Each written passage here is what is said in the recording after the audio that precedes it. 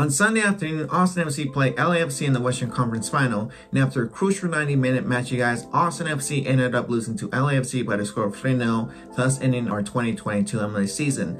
In this game, you guys looked so sloppy and looked so sluggish that I feel like I was watching Austin FC back in 2021. But before I get to that, let's look at the lineup. This again looked like the strongest lineup that Josh Wolf has put out the entire season, but with two major changes. One of them was seeing Gita starting over Maxi Ruti in the number 9 role, and it was a really smart move from Josh Wolf because he thought to himself, Gita had a great performance against FC Dallas, did a lot of damage in their defense in the midfield, but would Gita do the same thing against LAFC? Sadly, Gita did his best, but no, LAFC with their defense and their midfield, they put Gita in their pocket the entire game. But the most confusing and head-scratching starting player was Emiliano Rigoni over Ethan Finley. Ethan Finley has been our reliable right-wing player ever since Cecilio Dominguez left this year. He fell in that gap and he gave his best, giving up some depth in that right-wing spot. We all doubted him and he proved us wrong. He doesn't score goals, but he does a lot for Austin FC in that right-wing spot.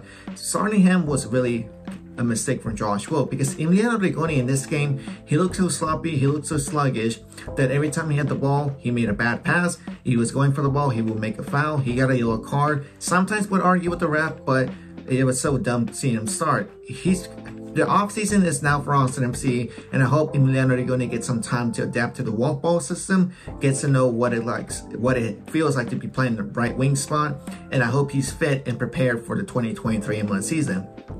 But overall, this was a really strong 11 for Austin FC with the two major changes.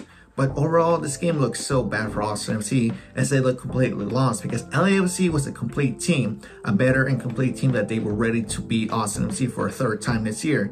Because they didn't want to lose again to Austin FC because before this happened, we beat them twice, but now, like third time's a charm, they beat us fair and square.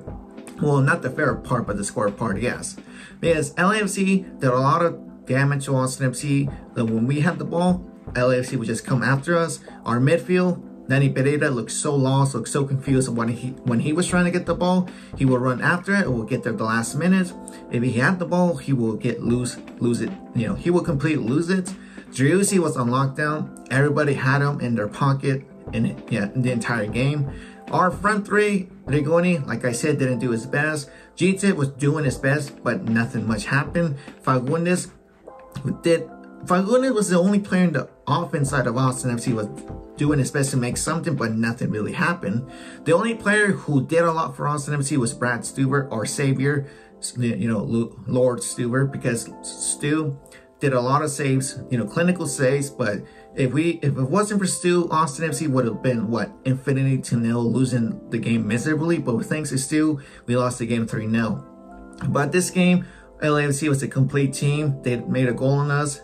It's always been our weakness is the set pieces, a corner kick. Chicho Arango makes a header. Austin FC is down 1-0. Still bad performance. Halftime happens. We were all thinking, is Josh Wolf going to put out Finley and either Maxi Ruti in the second half? No. Josh Wolf put out the same starting 11 in the second half, and it's still the complete shit show, the complete clusterfuck of Austin FC. We did our best because Chiellini came out. 15 minutes, Austin FC looked like the second half team from this season, but no, it didn't happen. Substitution comes in, Maxi Ruti for Gita, but the one we all wanted the most was Finley over Emiliano Rigoni. Putting them, I would say we would have started them in the second half because it would have been a great difference, but no. Austin FC looked so lost after those substitutions because in the 60th minute, once Urruti comes in, Urruti makes a header, own goal, LAFC gets a 2-0 score. Now Austin FC looks lost. Fagundes, the most controversial one was that a penalty kick? It was. VAR, ref checks it. No, it wasn't, because in my point of view, one of the defenders of LAFC did hit and step on Fagundes' left foot, but since Fagundes kind of did his best not to exaggerate, that's where it got to the referee from this game saying nope, he exaggerated the fall, no penalty kick for Austin FC, but for us it was. But mistakes happens, shit happens, in this game, or any referee makes a bad call. And after that, Austin FC was lost. LAFC was a dominant team. A mistake from Fagundes as he was trying to clear the ball. Gives it to Cascante, but it bounces off for him like a weird bouncing. Then one of the players of LAFC makes kicks it, volleys it, scores 3-0. LAFC once again 3-0. This was a really bad game for Austin FC. They looked sloppy, looked so lost, looked so sluggish that it was boys against men. Men against boys. We were the boys and LAFC were the men. But Austin FC ended their season losing to this game. But after all, overall, Austin FC did a lot in this year. 2022 was Austin FC's best year in my opinion, despite being our second year. We did a complete 180 turn from being second to last place in the Western Conference to not being Western Conference finalists, and that's a lot to say because we may have not won anything. We were hoping to win this Western Conference final and going to the MLS Cup, but no. Our achievement was being 180 turn team. We did a lot. We are a second half team. We did a lot of comeback games. We have an MLS MVP player with us, well, MVP finalist in that Sebastian Driussi. The man himself has been 2 Player of the Month award winners. He has been 11 Team of the Week, 11 Team of the Week teams. Is MLS All-Star player, and he's made 25 goals in 37 games in this MLS season. And he's been a really complete player for Austin FC.